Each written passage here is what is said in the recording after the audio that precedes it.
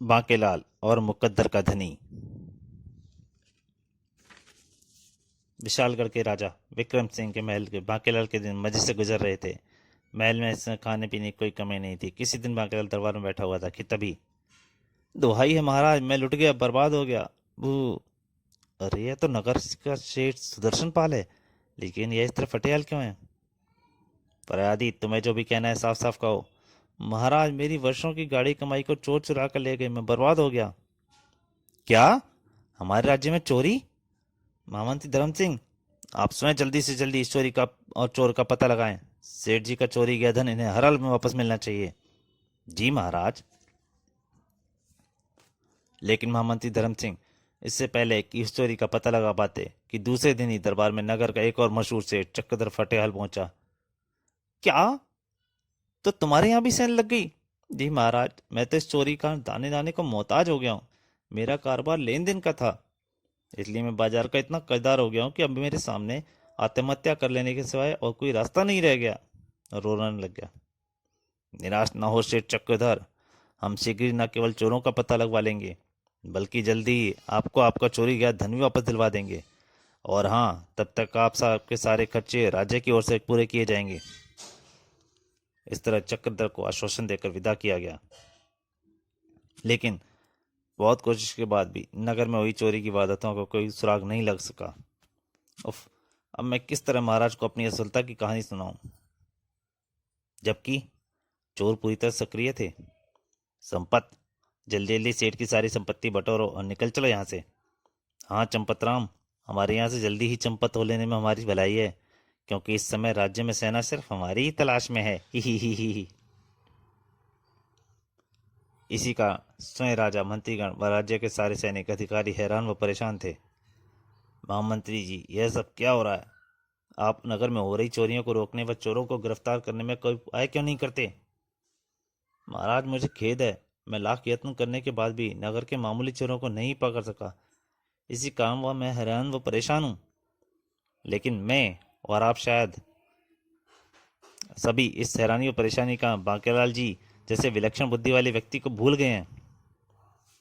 वार्तालाप में अपना नाम आते ही बांकेलाल मन ही मन चौंक गया। क्या मतलब? तुम क्या कहना चाहते हो मंत्री धर्म सिंह?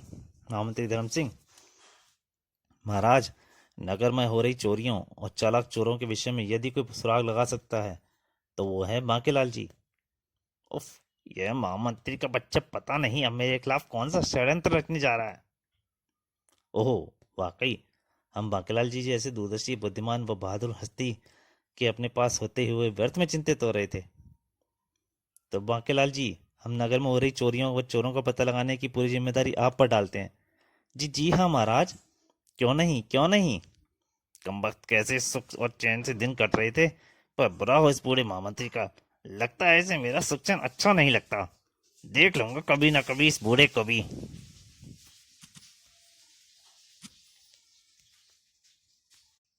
जबकि बांकेलाल के मन में उठ रहे विचारों से अनभिज्ञ राजा उससे कह रहा था, हमें आपसे इसी तरह की उम्मीद थी बांकेलाल जी।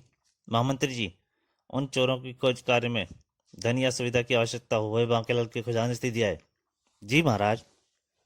इस तरह बांकेलाल नगर के चोरों की खोज में निकल पड़ा। हूँ उल्लू राजा, भला ये भी कोई बात है? जिन चोरों को पूरे राज्य की सेना न पकड़ सकी, उन्हें मैं अकेला कैसे पकड़ सकता हूँ? राजा समझता है कि मेरे पास अलादीन का चिराग है, जो मैं चोरों का पता लगा लूंगा। खैर, मुझे क्या, राज्य की ओर से उन चोरों की खोज के लिए मुझे जो धन सुविधा मिलती है, क्यों ना मैं उससे मौज उड़ाऊं। फिर चोरों की खोज के लिए प्रतिदिन राज्य की ओर से मिलने वाले धन से वह खूब मौज उड़ाने लगा। वाह वाह, क्या नाचती है मेरी जान, बस दिन निकाल लेती है। और बाकीलाल ने खुश होकर उसे हार इनाम में दिया। हम तुम्हारे नाम से खुश होकर यह हार तुम्हें देते हैं। असली मोतियों का है, बहुत कीमती होगा। अपने बाप का क्या है, चोरों को पकड़ने के लिए जो धन मिल रहा है उसी से खरीदा है। बांकेलाल बचपन की गिरसात व शिव का ऐसे साथ मिला था। जब भी वह किसी को कोई बुरा करने की कोशिश करता था तो उसे हानि की बजाय लाभ होता था। इसी चक्कर में बांकेलाल को थोड़ा लाभ हो जाता था। अगर आप इनकी इस विषय में सारी बातें जानना चाहते हैं तो उसके लिए आपको पहले कॉमिक पढ़नी पड़ेगी, बांकेलाल का कमाल और कर बुरा हो भला, जो मैं इस चैनल पे पहले डाल चुका हूँ। अगर आप पढ़ना चाहते हैं तो प्लेलिस्ट में पढ़ सकते हैं। अब आगे जारी। इस तरह मौज उड़ाते बहुत दिन हो गए। एक दिन बांकेलाल ने सोचा, अरे मौज मस्ती करते करते बहुत दिन हो गए, अब यहाँ से 9 तो 11 हो ले बेटा बांकेलाल, नहीं तो राजा विक्रम सिंह किसी ना किसी दिन को सब खाए पिए निकाल देंगे। यह सोचते ही एक दिन बांकेलाल घोड़े पर सवार हो वहां से भाग निकला। जब वह नगर के बाहर बनी एक पुरानी इमारत के सामने से गुजर रहा था, इमारत के अंदर से आती आवाज सुनकर चौंक पड़ा। देखो रामू, मेरे पास यह 1 लाख स्वर्ण मुद्राएं हैं, उनमें से 1,500 स्वर्ण मुद्राएं मैं तुमको दूंगा। वास्तव में उस पुरानी इमारत में एक पाठशाला थी जिसमें अध्यापक बच्चों को गणित पढ़ा रहा था, और यह 350 स्वर्ण मुद्राएं कालू को दे दी। बाकी यह मेरे पास 98,150 स्वर्ण मुद्राएं फिर भी बची हैं ना। जबकि पाठशाला के बाहर खड़ा बांकेलाल की आंखों में एक नई चमक के साथ चमक आ गई। हे भगवान, इस टूटी फूटी इमारत में 1 लाख स्वर्ण मुद्राएं! मैं आज ही इस इमारत में झाड़ू फेर दूंगा। फिर 1 लाख स्वर्ण मुद्राओं के साथ लगते ही किसी दूसरे राज्य में जाकर ऐसे रहूंगा। मन में यह विचार लिए बांकेलाल एक बार फिर आगे की ओर चल पड़ा। उस रात नगर में प्रत्येक स्थान पर सैनिक पूरी सतर्कता से पहरा दे रहे थे, लेकिन उन सैनिकों की नजरों से अपने आप को बचाते हुए दोनों चोर चंपत और संपत सेठ जुगनू आदित्य की दुकान की ओर बढ़ रहे थे। थोड़ी देर बाद दोनों सेठ जुगनू आदित्य की दुकान पर छत से नकब काट कर अंदर उनकी दुकान के माल साफ करने में लग गए। वाह भाई संपत्ति, आज तो हमारी आशा से अधिक संपत्ति हमारे हाथ लगी है। हाँ भाई चंपत, अगर हम इस माल को लेकर चंपत हो जाने में सफल हो गए तो हमारे जीवन की सबसे बढ़िया चोरी होगी, हमें माला माल कर देगी और फिर हम कभी चोरी नहीं करेंगे।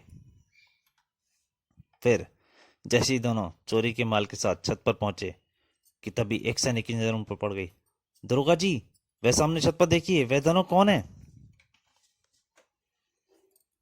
अगले ही पल उन दोनों ने उन सैनिकों को देखा। चंपत भाई खतरा, भागो! एक खबरदार, कौन हो तुम लोग? नीचे उतर आओ, यहाँ आओ।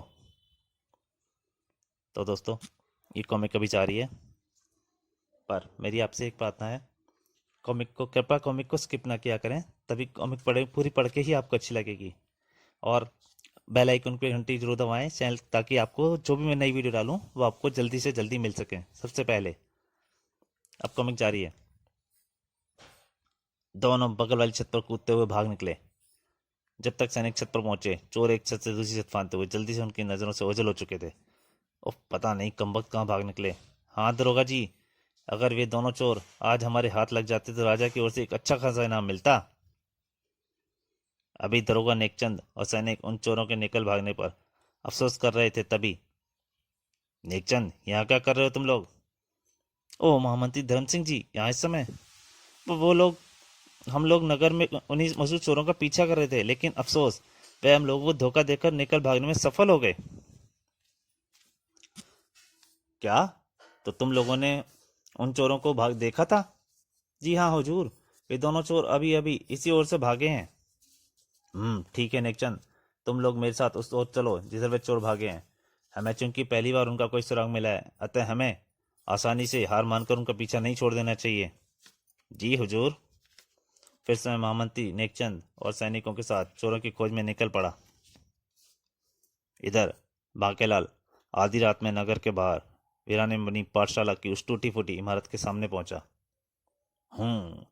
तो 1 लाख स्वर्ण मुद्राएं प्राप्त करने के लिए अब मुझे इस इमारत में प्रवेश करना पड़ेगा। एक बार स्वर्ण मुद्राएं मेरे हाथ में लग जाएं तो दरवाजा तो इस इमारत का कोई खास मजबूत मालूम नहीं पड़ता, थोड़े ही यत्न से खुल जाना चाहिए। खैर देखता हूँ। दरवाजे के पास पहुंचकर बांकेलाल ने जैसे ही दरवाजा हल्का दबाव डाला, अरे ये तो पहले से खुला हुआ है। लगता है कुदरत भी इस चोरी में मेरी सहायता कर रही है। अब शीघ्र ही मैं 1 लाख स्वर्ण मुद्राओं का स्वामी होऊंगा। ही। इमारत के अंदर पहुंचकर आखिर वह कौन सा कमरा हो सकता है जहां में 1 लाख स्वर्ण मुद्राएं मिलेंगी? तभी ओह, उस सामने वाले कमरे के दरवाजे की झिर्री से रोशनी बाहर आ रही है। मुझे देखना चाहिए, कहीं इमारत के स्वामी जाग तो नहीं रहे। फिर दरवाजे की झिर्री से कमरे का दृश्य देखते ही बांकेला बुरी तरह चौंक पकड़ा। हे भगवान, यहाँ तो सोने के आभूषणों का भंडार है। और शायद उसके चौंकने का ही दरवाजे पर हल्का सा दबाव पड़ा और दरवाजा खुल गया। कौन? दोनों चोर चौंक गए एकदम। हे भगवान, खतरा! भाग बेटा बांकेलाल, वरना तुम्हारी खैर नहीं। और अंदर चोरी के माल का बंटवारा करते चंपत और संपत बांकेलाल को देखकर घबरा गए। अरे ये तो भाग रहा है चंपत भाई, वो ना हो कोई मुसाफिर था या फिर हमारी ही बिरादरी का था। हाँ, लगता तो यही है, लेकिन अब इसके इस तरह भाग निकलने से हमें खतरा हो सकता है, इसे रोको। अगले पल, ए रुको, खबरदार, भागने की कोशिश मत करो वरना मारे जाओगे। लेकिन बांकेलाल ने उनकी धमकी की परवाह नहीं की। तब संपत ने अपने कपड़ों में छुआ खंजर निकाला। बचकर कहाँ जाएगा बच्चू, अभी देखता हूं तुझे। और अगले ही पल संपत ने खंजर फेंक कर मारा। आई! खंजर सीधा बांकेलाल की पीठ पर जाकर लगा। दरवाजे से बाहर निकल कर घायल बांकेलाल ने उस मुख्य दरवाजे की बाहर से कुंडी लगा दी। हाय बेटा बांकेलाल, जब तक इस इमारत के स्वामी किसी अन्य रास्ते या तरीके से बाहर नहीं निकले, जान बचानी है तो भाग ले यहाँ से, नहीं तो चोरी के अपराध में पकड़ा जाएगा। तो दोस्तों, बांकेलाल और मुकद्दर का धनी इस कॉमिक का पहला भाग यहीं तक। क्या बांकेलाल उन चोरों को उसका सही पता लगा पाएगा? क्या वो चोर बांकेलाल को पकड़ लेंगे, या फिर बांकेलाल को फिर से पहले की तरह कुछ अच्छा होगा? ये सब इसके अगले भाग में। तब तक के लिए नमस्कार।